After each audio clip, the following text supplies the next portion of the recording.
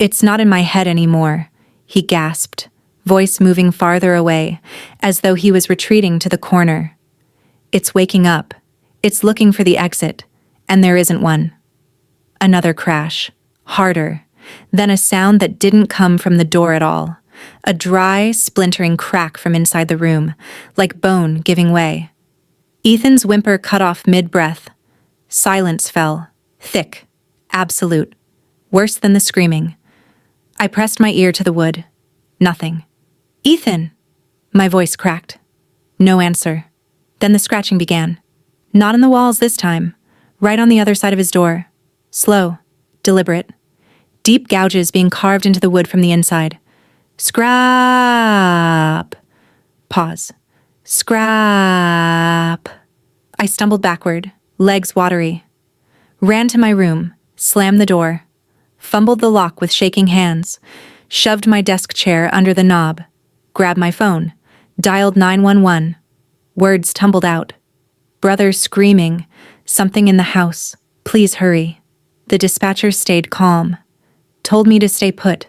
Stay on the line. The scratching stopped. I held my breath. Then it started again. Closer. On my door now. The scratching on my door is patient, methodical, almost polite. Each scrape drags downward in a slow, measured arc, as though whatever is on the other side is carefully testing the wood's resistance, savoring the texture. Scrap. Long pause. Scrape. Lower this time, closer to the floor. I can picture it. Something tall and impossibly thin crouched there, limbs folded like broken sticks, one elongated hand pressed flat against the panel while the other carves deliberate furrows.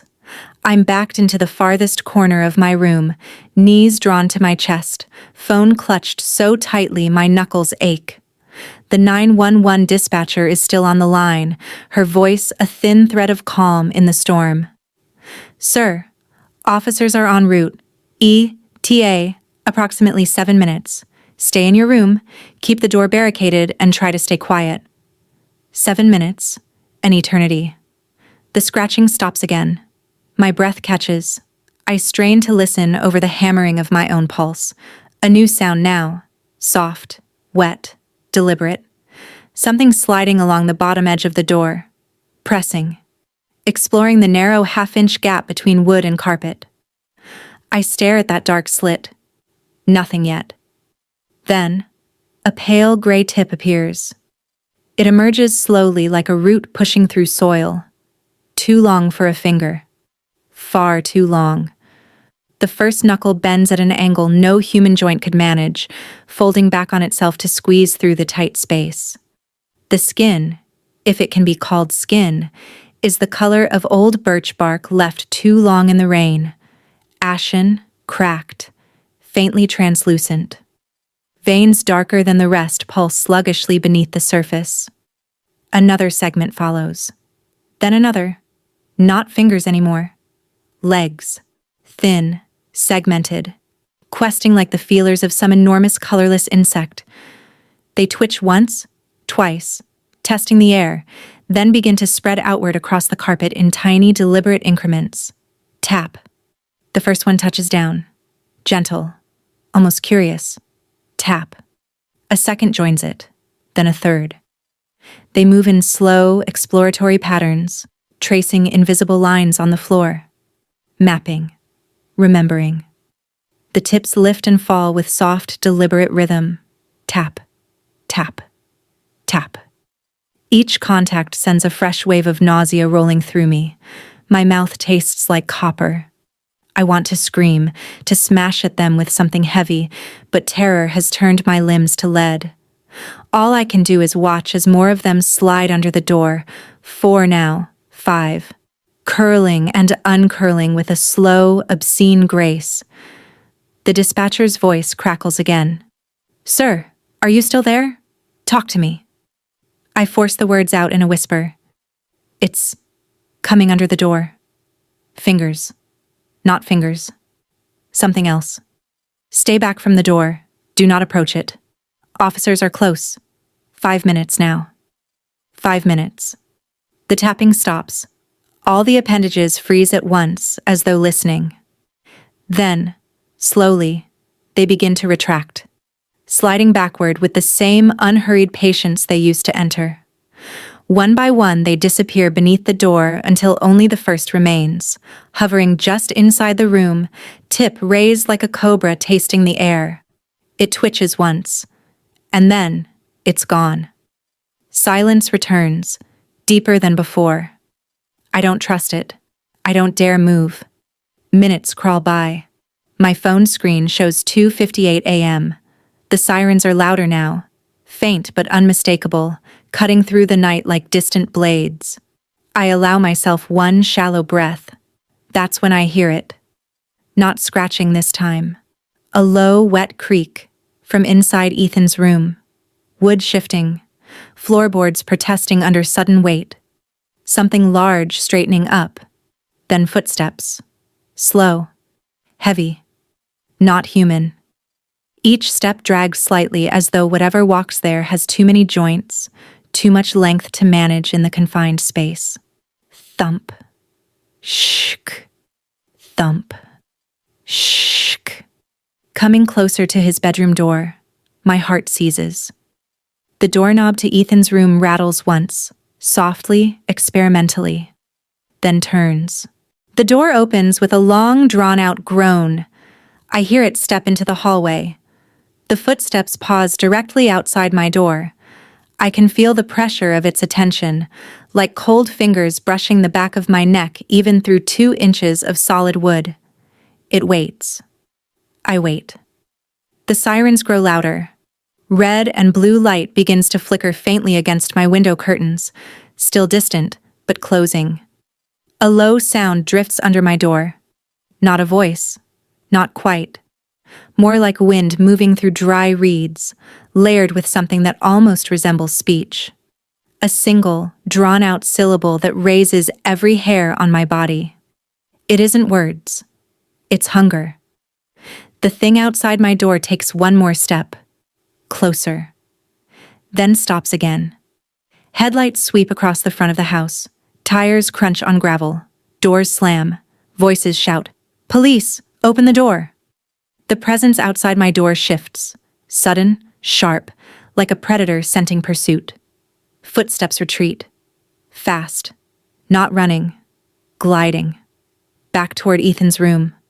Back toward the sealed window. A final sound reaches me before the officers reach the front porch. A single splintering crack. As though something very tall, very thin, is forcing itself against glass that refuses to yield. The front door bursts open downstairs. Heavy boots pound up the stairs. "Sir, where are you?" I manage to croak, "Here, bedroom at the end." They reach my door. The chair scrapes away. The lock clicks. The door flies open. Flashlights blind me. 2 officers, one young, one older, sweep the room, weapons drawn. "You okay?" I nod, shaking so violently I can barely speak. They move to check Ethan's room. I follow on numb legs. The door hangs open. Curtains still drawn. Windows still shut. But the floor is covered. Not leaves this time. Not dirt. A single, enormous spiral. Black, wet, glistening, radiating outward from the exact center of the room. It looks like spilled ink, but it moves. Tiny tendrils at the edges twitch and curl inward, as though breathing. In the middle of the spiral lies Ethan, or what used to be Ethan. His body is twisted at angles that make no anatomical sense. Arms elongated, fingers stretched into impossible claws, face frozen in a rictus of absolute terror, mouth open in a silent scream that never finished. The officers curse under their breath. One kneels, checks for a pulse, shakes his head. I stare at the spiral, at the window. The lock is still engaged, but the glass.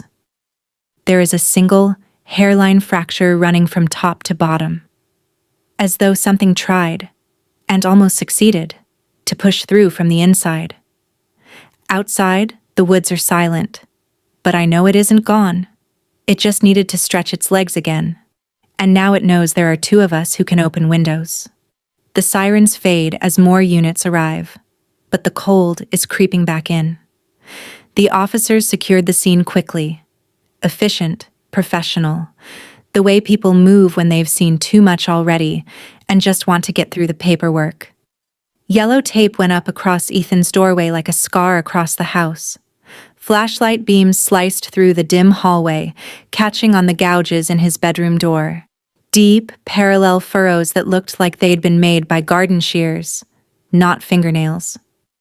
The spiral on the floor had stopped moving by the time they photographed it, but the edges still glistened wetly under the lights, as though the ink had only just dried. They asked questions. I answered in fragments. My voice sounded distant, like it belonged to someone else standing behind me. Did you see anyone enter the house? No. Any signs of forced entry? No. Did your brother have enemies? Mental health issues? I hesitated on that last one, told them about the accident, the nightmares, the open window. They nodded, scribbling notes, faces carefully neutral. I could see the explanation forming behind their eyes. Grieving brother, shared trauma, possible psychotic break. A domestic tragedy, sad but explainable. They didn't ask about the fracture in the window glass, or the way Ethan's limbs had stretched like pulled taffy, or the thing that had slid under my door. I didn't tell them. What would I say? That something followed him home from the desert 5 years ago? That it lived in his nightmares, used an open window like a revolving door, and when I sealed it inside, it simply changed hosts? They took my statement, took Ethan's body away in a black bag that seemed far too small, left me with a business card and instructions not to leave town. The house felt bigger after they were gone, emptier, colder. I didn't sleep that night. Couldn't. Every creak of the floorboards made me flinch. Every sigh of wind against the siding sounded like breathing. Around 4 a.m., I gave up and went to Ethan's room. The tape was still up. I ducked under it. The spiral was gone, cleaned by crime scene techs, but a faint dark stain remained in the center where he'd lain. The window glass still held that single hairline crack, spiderwebbing outward from a point near the bottom right corner. I touched it. Cold. So cold it burned. I stood there a long time, staring at the trees beyond the glass. They hadn't moved since the police arrived. No swaying branches, no rustling leaves. Just perfect, watchful stillness. I should have left then, packed what I could carry and driven until the sun came up. But something, guilt, maybe, or the need to understand, kept me rooted. I started going through his things. Under the bed, a small wooden box, edges worn smooth. Inside, the single dark feather the state trooper found on the dashboard after the crash. It looked ordinary, crow or raven, but when I held it to the light, the barbs shimmered with an oily iridescence that didn't belong to any bird I knew. In the nightstand drawer, pages torn from a spiral notebook, covered in Ethan's tight, anxious handwriting. Dates going back years, descriptions of the dreams, sketches, crude but unmistakable, of a tall, thin silhouette standing at the tree line. Always the same pose, always watching. One entry, dated 2 weeks after I moved in. It's not just watching anymore, it's learning. The way Ali laughs at the TV, the way he leaves his keys in the bowl. It copies, it practices. I think it wants to wear him next. My stomach dropped. Another page, more recent. The patterns aren't random, they're invitations, maps. It's showing me how it will look when it walks in the daylight, when it stops hiding. I keep the window open so it can leave pieces of itself outside, so it doesn't need to take pieces of me. The last entry was scrawled in shaking letters, dated yesterday, the day I closed the window. He's going to close it. I can feel it coming. If it gets trapped, it won't just kill me. It'll use me to get to him. I'm sorry, Allie. I should have told you everything. I thought I could protect you by keeping quiet. I was wrong. I sank to the floor, pages trembling in my hands. That's when I noticed the smell again. Damp earth, decaying leaves, that faint metallic undertone. Stronger now, closer. I looked up. The crack in the window glass was longer. Not much, just a fraction, but longer. And from the thin black line, something dark and viscous began to seep. Slowly, drop by drop, onto the sill. It didn't drip downward, it crawled. Tiny tendrils reaching along the wood, feeling for purchase. I scrambled backward. The tendrils paused, then continued. I ran, down the hall, into my room, slammed the door, locked it. Chair under the knob again, phone in hand. I didn't call 911 this time. I called a friend from college who lives 3 states away. Left a voicemail because it was the middle of the night where he was. Hey, it's me.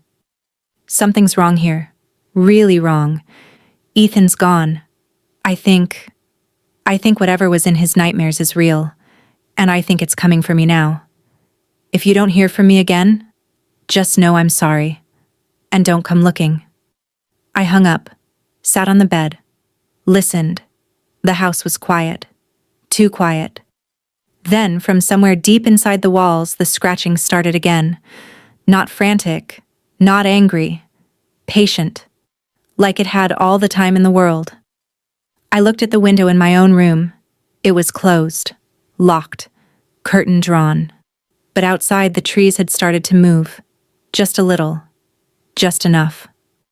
I can hear the sirens again. Faint, distant. Probably another call somewhere else in the county. No one's coming this time. The scratching is getting closer, moving up the hallway, toward my door. I don't know how much longer I can hold out.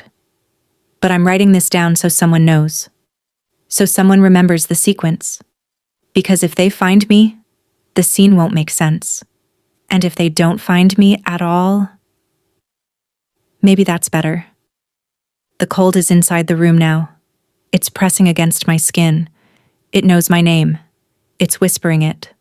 Over and over and over.